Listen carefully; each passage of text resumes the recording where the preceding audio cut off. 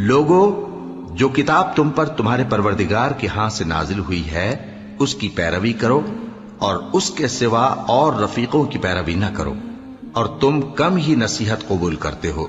اور کتنی ہی بستیاں ہیں کہ ہم نے تباہ کر ڈالی جن پر ہمارا عذاب یا تو رات میں آتا تھا جبکہ وہ سوتے تھے، یا دن کو جب وہ قیلولہ یعنی دوپہر کو آرام کرتے تھے، تو جس وقت ان پر عذاب آتا تھا ان کے منہ سے یہی نکلتا تھا